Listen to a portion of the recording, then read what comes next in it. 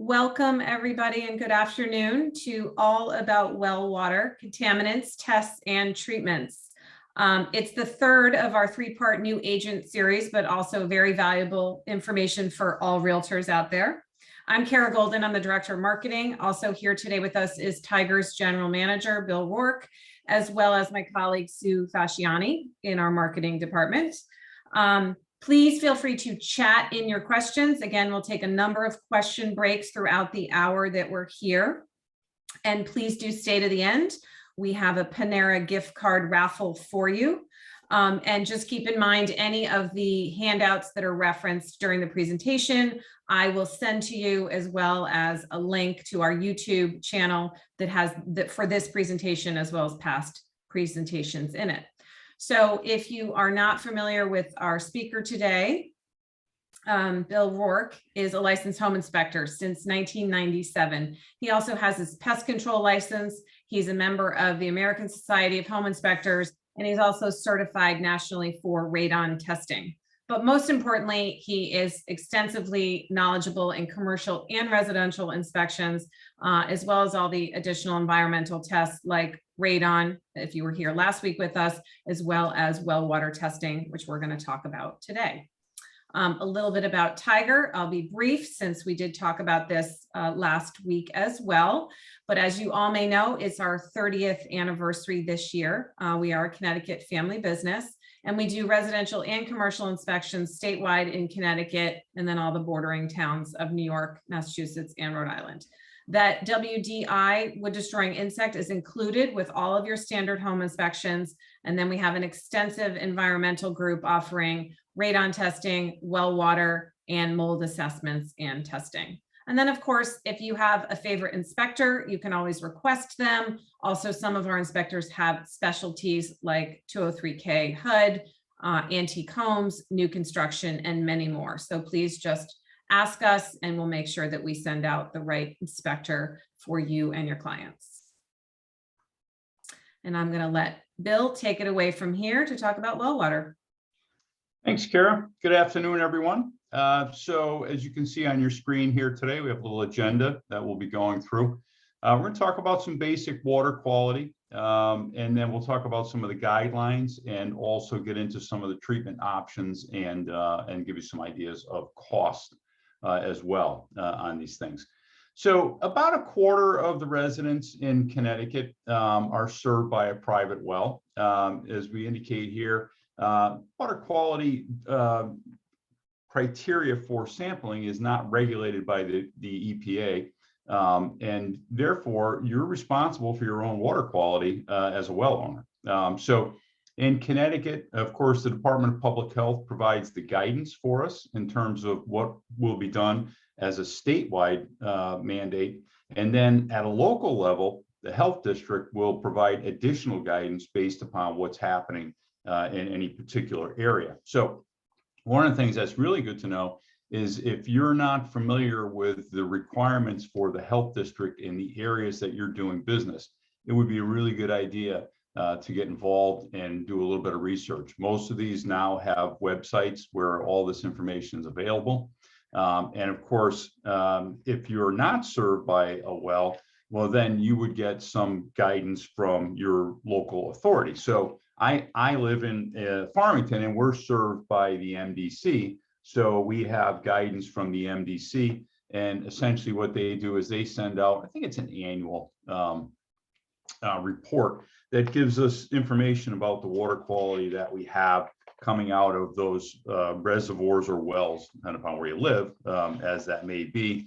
And it also provides annual water quality testing results. So that's something that you know, as somebody who's not on a private well, I can get myself, but otherwise you're left to your own devices if you are on a private well.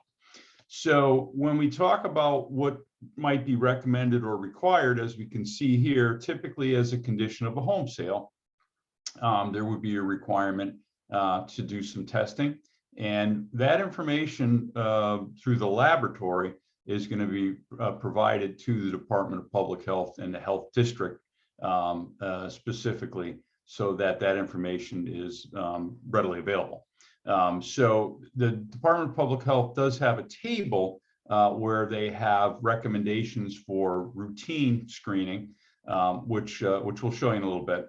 And then there is a requirement for new construction wells on here. And one of our participants today recently went through that process because she sent me some information yesterday. So I won't divulge that information, but it's always interesting to see what type of questions will come up. So again, new construction, there's going to be a requirement through the DPH, and there are likely going to be additional requirements through your local health district on here. So as I mentioned, this information will be sent from the labs to the health district. Now, more often, we're seeing other tests beyond the standard bacteria physical chemical analysis being required by health districts.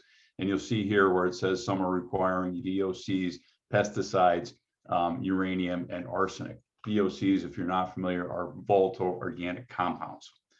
So again, go on your local health district website. If they don't have one, then call them and get that information. Really important information to have. So when you do a water quality test, which is referred to as your basic potability or standard water test, you're going to have bacteria on here, and then you're going to have a variety of physical and chemical parameters on here. And you'll have this presented to you from the laboratory in a report form. And so basically, there's a couple of things that would prevent the water from being drinkable. So basically, you're looking at bacteria, typically, and any nitrogens or nitrates, which would indicate some type of chemical presence, which would require further testing.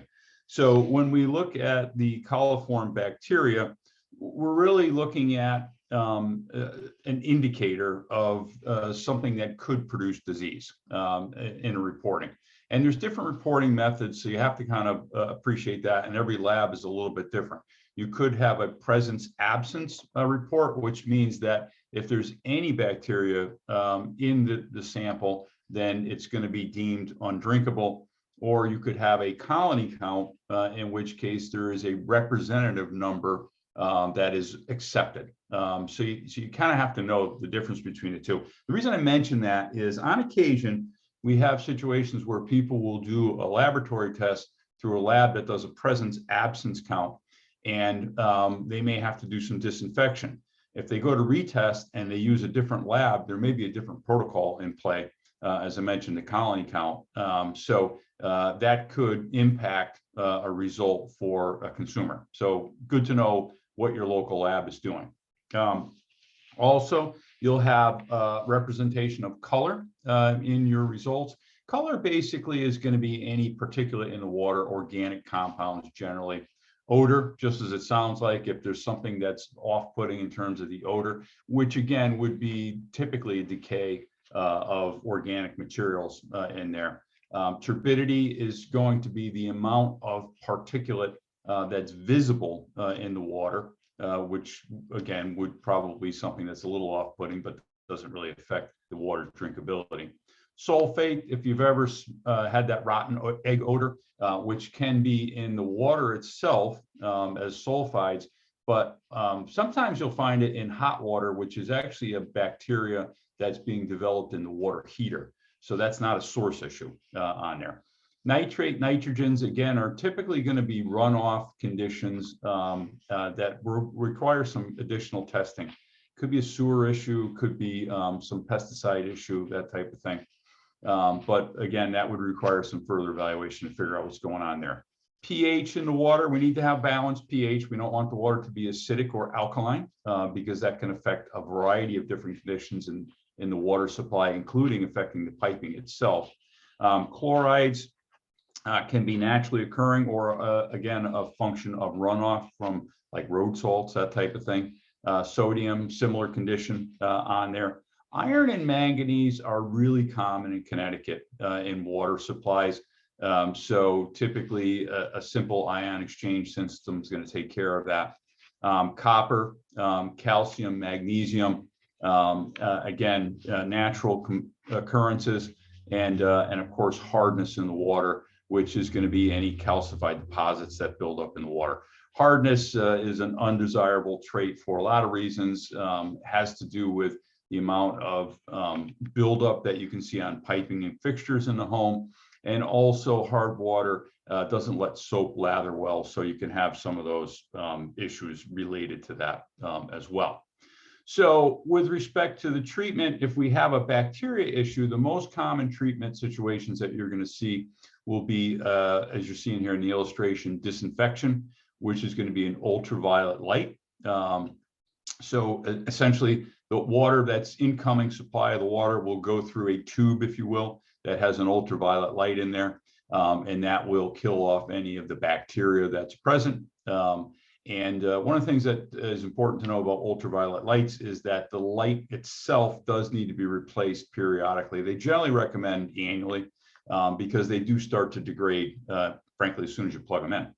And then the other common treatment for bacteria would be chlorination. Chlorination typically involves opening the well itself. So some cases that's pretty easy if you have just a well cap that's above grade. If you have a well that's below grade that doesn't have an exposed wellhead, then that means digging. Or you could have a vault where you have an open water supply in there. In any event, there is a process for chlorination. And basically you can go on to the Department of Public Health website for any of these treatment conditions that we're talking about today. And for chlorination publication, I believe it's 27 is the one that gives you the process and the formula for the amount of chlorination that you would do based upon the size and depth of the well on there. But those are the most common ones. And of course, once you treat for bacteria, you'll want to retest afterwards to make sure that whatever system you've employed here is actually working. And so when we talk about pretty much all other water conditions as it relates to Connecticut, which is, as I mentioned, hard water, iron, and manganese, real common. You're talking about an ion exchange system, which is sometimes referred to as a water softener.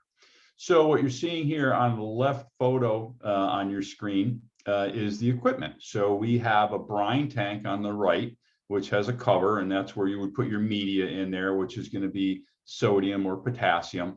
And then on the left, you'll have the actual exchange resin beads that are in there. And so what happens is the water comes through the system, it's going to pass through that resin bead media. It's going to absorb all of the things that make your water hard into the resin beads. And then the brine solution, which is in the tank on the right, is going to be used to backwash that. Now, one of the things that's important to understand is that when you have a backwash system, and I mentioned I live in Harford County, so we have the Farmington Valley Health District. They have guidance for us to follow. And you'll find this in your local health district information as well. So the guidance essentially says that if we have a discharging system, which an ion exchange is, then we're going to have to send that to an approved location, which is usually some type of infiltrator system, sometimes referred to as a dry well. Those are things that can be installed by a treatment company or often also done by septic companies. But these are very common systems to find in homes. And then if you get into some of the other water quality issues, you may be involved in something more advanced, which is what is referred to as a reverse osmosis water treatment system. And as you can see here, there are multiple filter installations on here where we're going to go through our water coming in as a pre-filter, going to go through a carbon filter, through a reverse osmosis membrane, which is a very fine membrane that all of the particulate in the water will be drawn into, and then there'll be some post filter. All of these systems do discharge a lot of water in the process of treating it for reverse osmosis, and that's one of the drawbacks with these systems. As such, in a residential setting for dwellings, you're usually going to have a point of use system. So you'll have what you're seeing on the left here in this photo, a canister, usually 4 to 6 gallons of water in reserve, which would be commonly underneath the kitchen sink. And then you'll have a little separate faucet. to be able to use for drinking purposes on there. Don't usually see these anything other than point of use, because again, they do discharge a lot amount of wastewater in these systems. So when we talk about these filtration systems, you can see here that we could be anywhere from just a few $100s for a small point of use system up to several thousands of dollars, because when you get into some of these water softening systems, it's not only one component that you're dealing with. There may be add-on components as a function of that. So those are things that clients need to be mindful of when they do get these water quality tests back. It's important to not just disregard this and say, okay, well, I'll deal with it at some future time. You really should understand what the costs associated with these are, because as I mentioned, some of these can be very complex systems. So just something to consider on there. So when we get beyond the basic testing, we get into the radons, the leads, the VOCs, the arsenic, uraniums, the pesticides, and herbicides. And of course, there's some different criteria involved in that. So starting out with the well water for radon here, you can see here that radon, if you were on last week on a call, you may recall that radon is a Class A carcinogen and the second leading cause of lung cancer in the United States, right behind cigarette smoking. Again, we see here on the illustration on the right, a comparison of the deaths associated with radon versus other risks that we encounter on a daily basis. And so as such, it's a pretty important thing to follow up on. And you may recall we talked about well water containing radon from bedrock. So in Connecticut, we have a lot of bedrock. So it's not uncommon for us to have this. And of course, this can be associated with uranium and radium as well. And you'll recall from last week that radon is part of that breakdown chain in there. So every time you open a faucet in your house, if you have radon in the well water, then you are diffusing that into the environment. And of course, as we breathe and inhale, those radon decay particles in that vapor diffusion are being ingested into our lungs. And of course, we can get a large amount of radon in a pretty short period of time, particularly in activities like showering, for example. So we have concentrations averaged throughout the United States of about 1,000. In the Northeast, we're about triple that. We're about 3,000 picocuries per liter, again, with potentially very high levels in water. So in Connecticut, we have guidance from the Department of Public Health because on a federal level, there is no standard for radon in water. And so the guidance in Connecticut says that at 5,000 picocuries per liter in water, we should consider mitigation. And they do recommend a dual vial sample. Again, in an ideal world, we would do samples at a different period of time, ideally about 3 months apart. But when you're involved in a real estate transaction, you really don't have the opportunity to do that. So there's an accommodation that says that you can do a dual vial sample. But please don't let your clients rely upon a single sample. It's a really bad idea. And sometimes it is offered, unfortunately.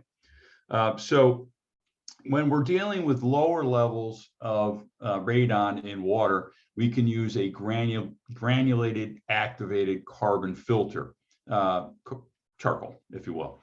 And so at pretty low levels of 5,000 to about 10,000, maybe 12,000 picocuries per liter in water, we can use these canisters, which you're seeing on the right photo. So those two tall cylinders in the photo on there are carbon filters. And so the idea is all the water that comes up into the house is going to go through these carbon filters, and the radon will be adsorbed into the carbon. And they're very effective. I mean, you're looking at, 80, 90% effective radon here. They do require annual replacement. So the service provider will come in and they will remove these cartridges and just replace them with new ones with fresh carbon in there. And that's important because basically these filters can only hold so much radon before they start releasing it back into your water supply, which is obviously what you don't want. And you can see our cost estimates here in the $1,500 to $2,000 neighborhood on here. Now, if we have higher levels of radon in the water, then you're really looking at some type of an aeration system There are different versions of these aeration systems designed to do less or more in terms of removal, but all of them are very effective. Essentially, what you're looking at here is a box of water. This black vessel that you're seeing here is filled with water, and then there's a pump associated with, which is designed to aerate the water that's coming in through the well system. And then that white PVC piping coming out of the top of there will basically allow the vapor diffusion of the radon to leave the building. Those will be terminated up above the roof line ideally in most cases. You'll have a pump associated with these, which you can see the well tank with a little booster pump on the right-hand side, because obviously once the water goes into this vessel, we need to repump it back up into the house. Again, very effective. So you could be a low end for a smaller system of probably in the $3,000 neighborhood to $6,000 or more. Again, depending upon what the radon levels are in the water in the individual home. So then we have lead in water. And so like many of these conditions, if you don't test for it, you don't know it's there. You can't taste it, see it, or smell it on here. And lead is naturally occurring in bedrock, so not uncommon to find in Connecticut. And of course, we can find it added into man-made materials as well. So there's a situation where we could have lead from the source, or we could have lead in the distribution piping in the house. And so both are a concern, particularly when there's small children in the house. We need to know about that because, as you see here, we talk about brain, kidney, and nervous system damage at 15 parts per billion or greater for children. So that's the primary concern. And I know you have a lot of training on lead through your real estate licensing.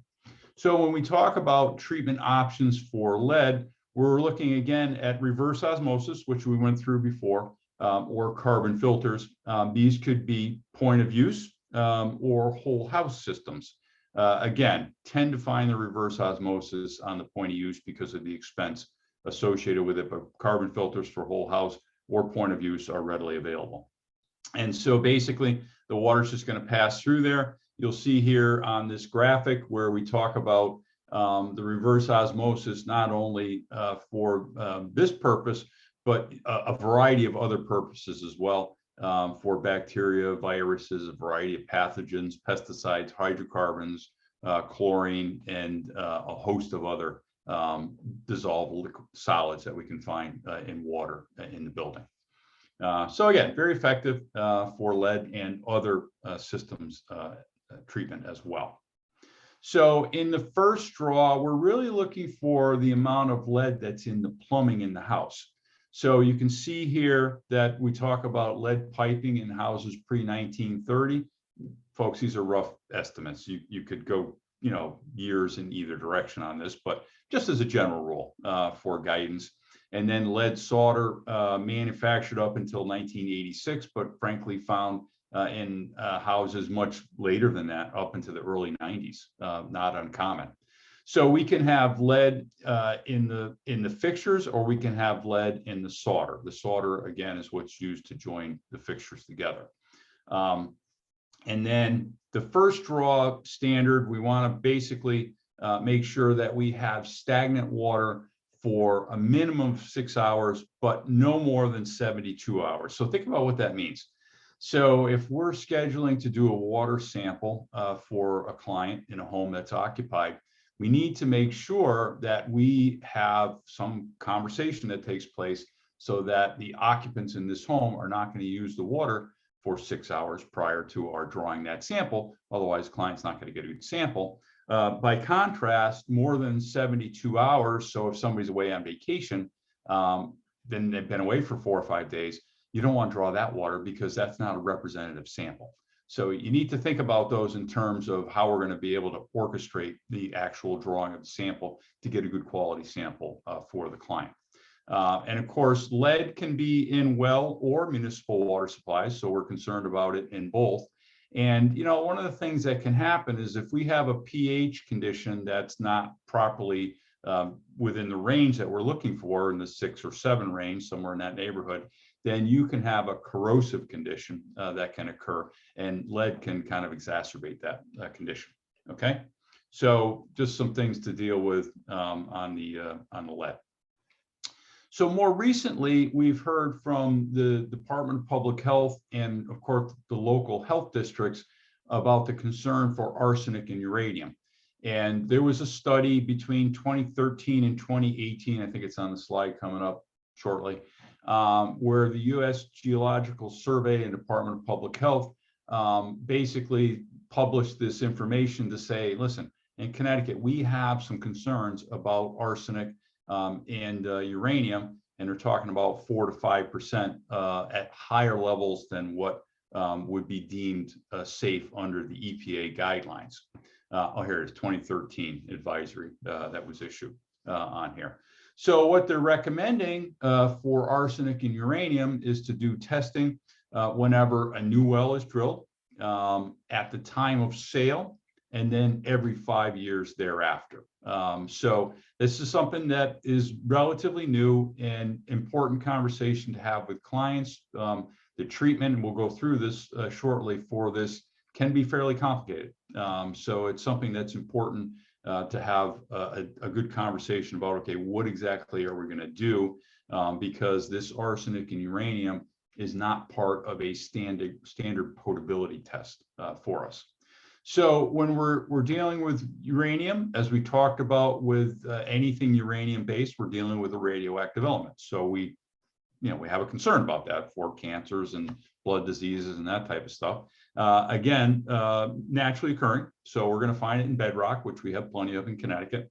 And these are basically treated as metals. So health concerns with uranium. Again, we're talking about bloodstream issues, kidneys, liver, that type of stuff. So it's important to know what we're dealing with when it comes to this. Now, as part of this study, they published this map, and as we talked about last week with the radon maps, you have to be careful looking at these maps because these are not things that are well studied. We're looking at a study here that was done over 5 years of reported information. So there's not a lot of data to fall back on here. So don't look at a map like this and think that just because you're in, for example, Harford County, where there's not a lot of red on here, that I don't need to be concerned about it. So you may not be able to see on the screen that you're looking at, but the color chart on here, the yellowish color, is representing what they say less than 1% of estimated private wells that have levels greater than 30 micrograms per liter. On the pink areas, they're looking at up to 10% that have these concerns.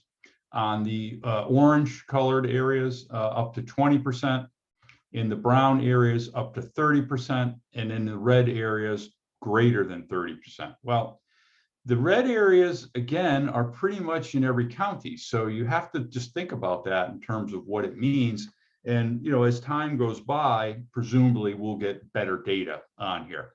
For now, I think the safest conversation is to just let's do tests so that we know what's going on with uranium. And so for the treatment, we're talking about reverse osmosis, which we talked about a couple of times already, and ion resin or anion exchange. Anion exchange is the opposite of ion exchange on there.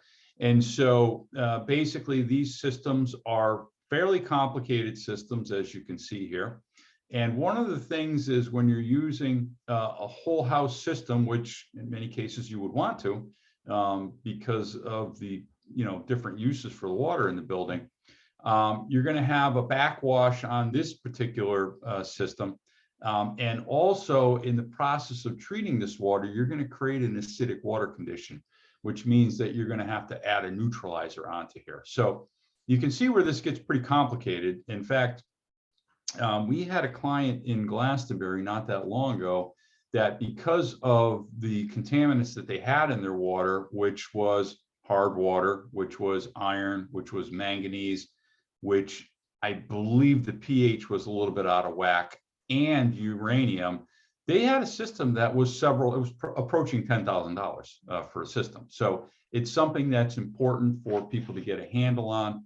so that they can understand what the costs of installing this type of equipment would be. Depending upon how many appliances you end up with, sometimes you can start talking about a spatial issue, like where am I going to put this stuff, type of thing. So you got to think about these things. Pretty important. Now, the treatment for these in terms of mitigation is provided from our friends at Hungerbirds and Energy Tech LLC here. Talks about the grains per gallon cost between $2,000 and $3,000. And again, the reference to the more action that might be needed here is what I just talked about with those potential other appliances that may be needed to be installed for treating the other things associated with the water quality beyond just the uranium in there. So again, some things to think about in here. So the same study that was provided for the uranium talks about the arsenic in here. And so again, you have the same kind of color coding in here. So again, the areas in the red, the areas of higher concern, but again, there's areas of red throughout. So same recommendations apply in terms of doing the testing for this. So arsenic, again, naturally occurring, treated as a metal in here. Tend to find it not only as a natural occurrence, but also can be a function of agricultural use. So think about the areas of the state where we have agriculture. And actually that Glastonbury story I told you, they also had arsenic, and that was one of the things that they were dealing with in their house. So again, health effects for arsenic, like uranium, can be bloodborne issues, cancers, that type of thing. So important information to know. One of the additional things about arsenic is that there are different genus of arsenic, so you have to speciate it before you can figure out what exactly your treatment options are going to be. So there's an arsenate 3 and an arsenate 5, and so you have to go through a secondary level of testing to determine what species of arsenic you're dealing with, and therefore you can put together the proper protocol for treatment on there. So again, gets a little involved on here. One of the more recent treatment systems that we're seeing for arsenic is this METSORB system. The nice thing about the METSORB system, unlike that anion exchange that we talked about for the uranium earlier, is that these don't have a backwash on them.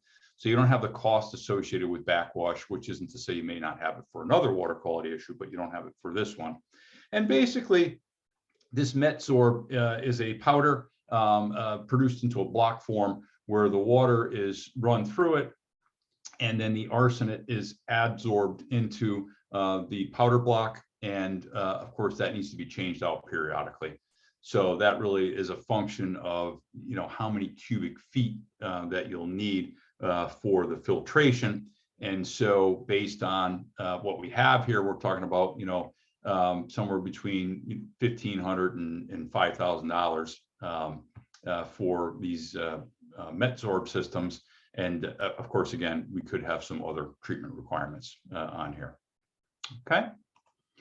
So in terms of our takeaways for uranium and arsenic, again, if we don't test for it, we don't know what we're dealing with. So you've got to be able to do the test to figure out what's happening in there. They are treated as metals, as I mentioned earlier. There is a newer requirement for recommendation of testing in new wells at the time of purchase, and then every 5 years. All of these water quality conditions, including uranium and arsenic, the important thing to understand is that it's not really a one and done. You do need to do periodic testing for water quality because all of these conditions can change over a period of time. So it is important to think about that. And if you have a system in place, it would be important to do routine testing, meaning annually on there. Okay. So that's the uranium and arsenic conversation. And then we get into the pesticides. Excuse me, Bill. Yeah, go right ahead.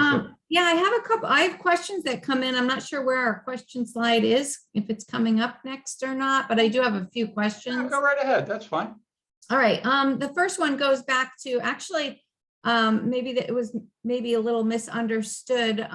Which water test would be most important to test for? And it was when you were talking about the basic So maybe you can explain, all those are within the basic. Yeah, so the basic profile is going to be your bacteria, and then your 10, technically 11, chemical and physical parameters within the water. That's one water test, right? So that's called your standard profile or your potability test on there.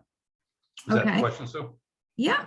And then if a house has water system in place, should it be tested anyway?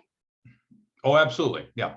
Yeah. So just as we just talked about with the arsenic and uranium here, if you have a system in your house, there's a reason it's there.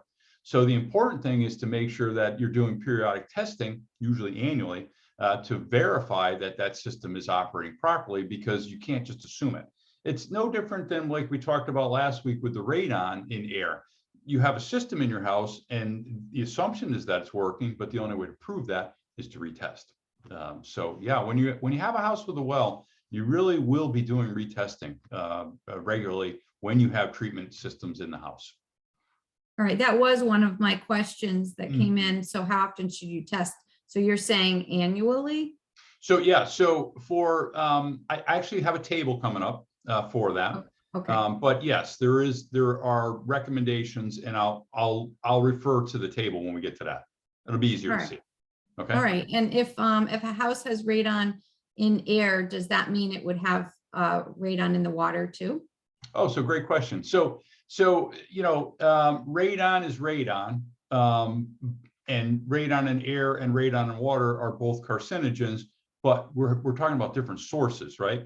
So when you have a well, the deeper the well, you know, I hate to say that, paint that with a broad brush, but the deeper the well, the greater potential you have for radon in Connecticut, because we have a lot of bedrock that has uranium and radium and radon in it. So it is something that we have more variability the deeper the well. So that's one source. So think about that could be 200-300 feet deep, as opposed to your foundation for radon and air, where that radon source maybe is just a few feet below your house, right? So the proximity to your house speaks to the greater potential of radon and magnitude as well. But separate sources, so not one does not guarantee the other, but the presence of both is a compounding factor. So if I have, say, for example, 10,000 picocuries per liter of radon in water, that's roughly equal to 1 picocurie per liter in air. And if I have 4 picocuries per liter in air, now I have equivalent of 5 picocuries per liter of radon in my house from both sources. So separate sources, but can be a compounding effect. That's, I think, the takeaway. Okay, and I have 2 more questions. I'm going to skip to the last one that came in. What is the difference between uranium and radon?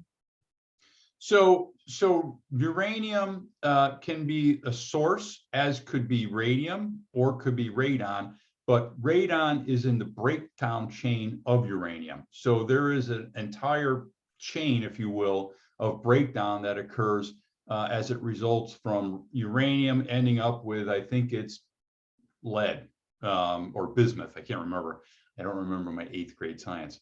But there is a breakdown chain there, and radon is in the breakdown chain of uranium and radium, for that matter.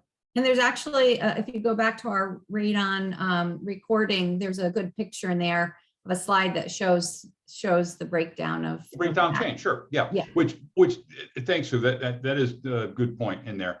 So just as a function of that, if you looked up the breakdown of uranium, you would see, I think there's 8 or 9 different levels of breakdown chain in that chain on there, but radon is one of them.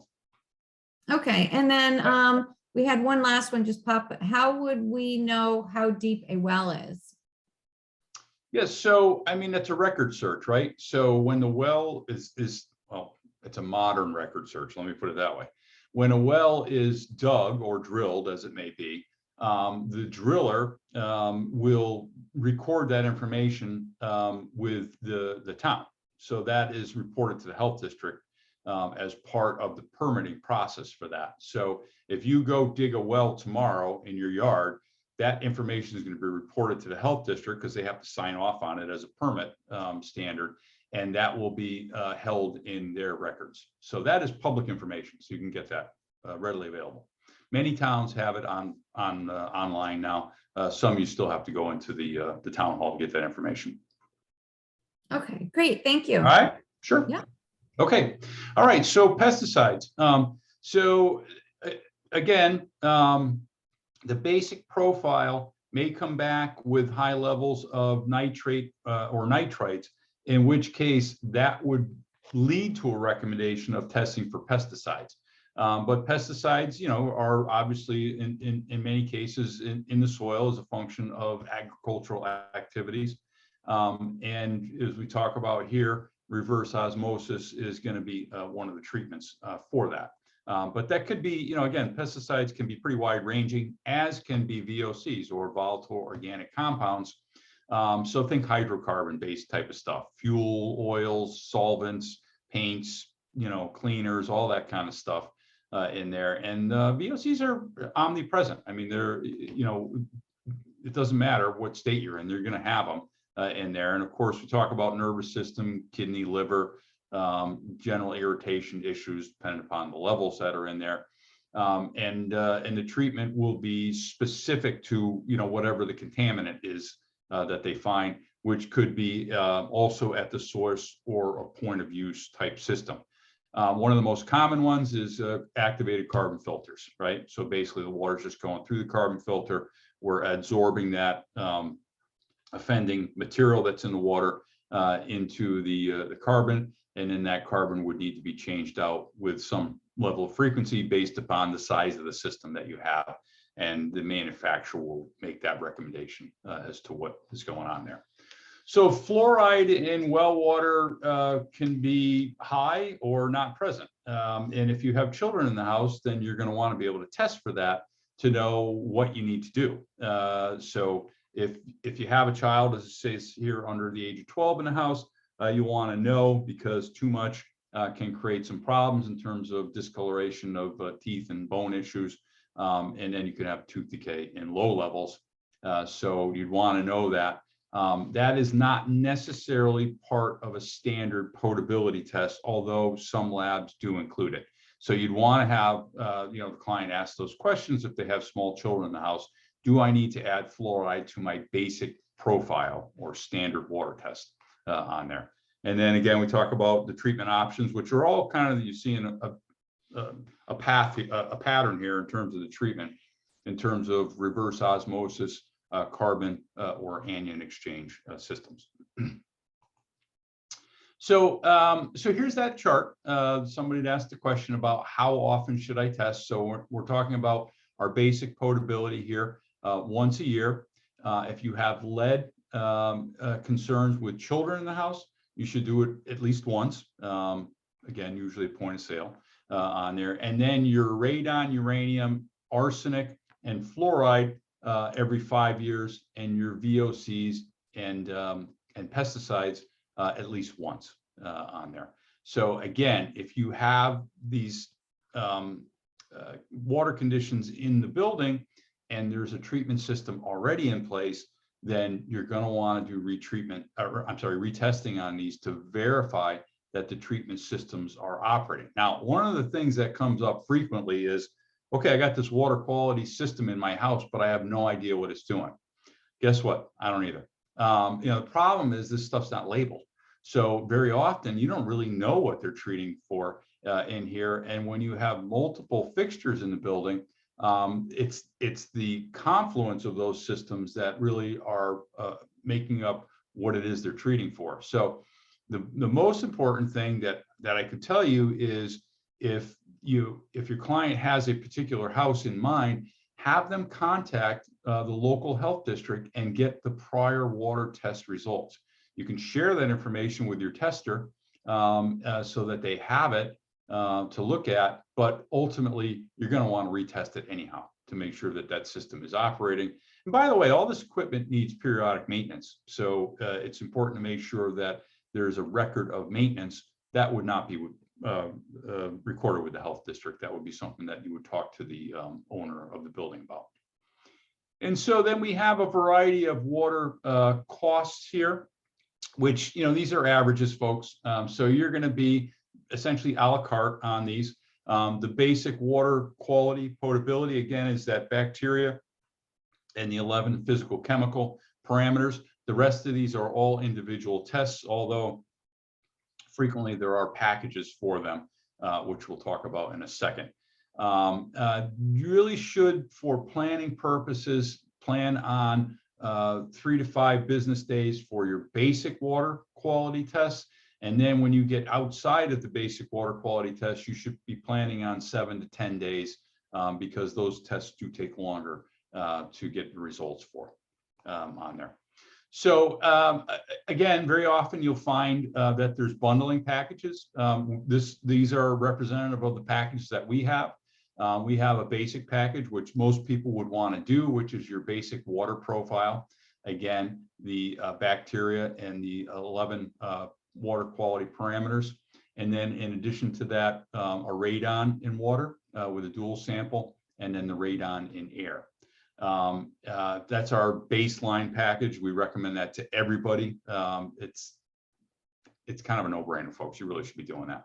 And then you get up to the ones that add in the arsenic and uranium, which is strongly advised on here. And then if you want to do a full testing, then you're really adding the lead sampling to that and a functional flow test as well.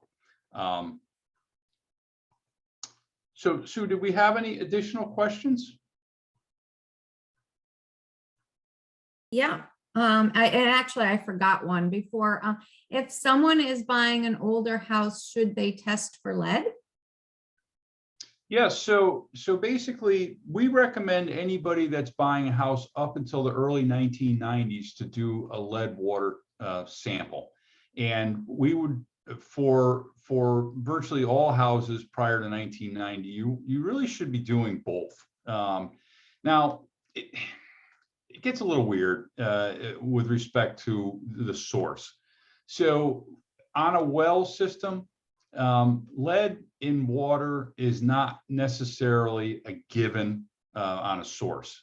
It's, again, the lead is in the bedrock, so there's a possibility that it's there, and the only way to know would be to test. Now, when you're dealing with a source from a municipal supply, you could be dealing with lead pipes coming to your house, not just what's in your house. So there's that concern as well.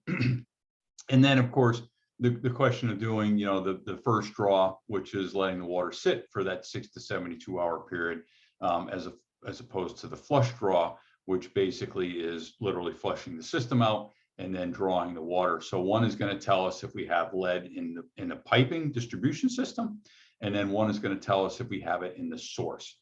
You're not going to have lead in the source from a municipal water supply because basically they're testing for that as part of the municipal program. But you could have it in the other, and again, you could have it in the distribution system on there. So safest thing to do, especially if you have children in the house, is just do a lead test and do a first draw and a flush sample so that you know what you're dealing with, especially in that pre-1990 situation. Okay, and one other, is there a test that might prompt you to test for VOCs? So yeah, so it's that nitrate nitrogen test, right? So as part of the basic profile, let me see exactly what it says. I'll tell you what it says. Hang on one second. I didn't commit all of this to memory, So nitrate nitrogen levels can be an indication of agricultural fertilizer or waste disposal of polluted water on there. So basically, we're talking about that as an indicator on there. Usually it's pesticides, but it can be some forms of VOCs as well. So, I think one of the most important things when it comes to VOCs is if you live in close proximity to a business that may have used fuel oils or any type of hydrocarbons, I would recommend that you do that testing. That would be the most important thing to do on there. So sometimes, you could do a record search of what is in the area, and that will kind of guide you in terms of the types of tests that you might want to do. Okay. I don't see any more questions right now. Okay, great. So I think that's the primary stuff that we want to talk about. So, I think in summary, it's important to make sure that clients understand that there's a frequency. Again, go to the tables. The Department of Public Health has great documentation for you and for your clients. If you go to the DPH website, they're going to have those water quality publications. I think there's like 35 of them, and they're excellent. It talks about, okay, what is the potential source of this contaminant in the water? What should you be doing about it in terms of the treatment? And also speaks to the possible combination of treatments that might be involved in there. Hopefully it's clear to everyone at this point in time that your basic water profile testing is just not enough. You really should be considering all of these tests when it comes to radon, lead, arsenic, uranium, VOCs, and pesticides, especially the pesticides if it comes up on the nitrate and nitrates. And of course, our water quality is always evolving, right? So it's not something that you can do one test and say, okay, we're good to go. It is something that as a well owner, you are responsible for your own safety. And the only way to know if your water quality is good and safe is to do testing for it. So obviously, as it applies to anything, you want to make sure that you're aligning yourself with the right person. So whether it's water quality testing that's being done through a home inspection or any other, you want to make sure that the people are following the rules, right? So we talk about being home inspectors and making sure that we're licensed and having all the proper credentials and insurances, and that type of thing. But also as well testers, we are agents for the lab. So we are trained through the laboratory as to how to draw these water samples. We spend an incredible amount of time as an organization making sure that we get this stuff right. And we don't cut any corners. We're never going to. We're always going to do the right thing when it comes to any certification or licensing as required to do any service that we provide for folks. Okay, Sue, any last questions, or are we pretty much questioned out here? Well, I'm going to mention the winner in a minute. We don't have any more questions. We do have a lot of great comments, Bill. So if you can open up the chat and check it out, they're all great comments for how much they've been enjoying the class, and you're an excellent instructor and everything like that. So thank you very much. Appreciate that. Yep. Kara, do you want to go ahead and Sure. So thank you everybody for joining us today. Obviously here you can find us on Facebook, Instagram, and of course YouTube. I'm going to send you the link to this program as well as the handout. So look for an email from me. Tiger turns 30 this year. Check out our promotion on our website, $30 off your home inspection and $30 off the radon test. I do change those periodically. And who is our raffle winner today, Sue? It is Alyssa Locasio. I hope I said that right, from Berkshire Hathaway. Congratulations. Congratulations.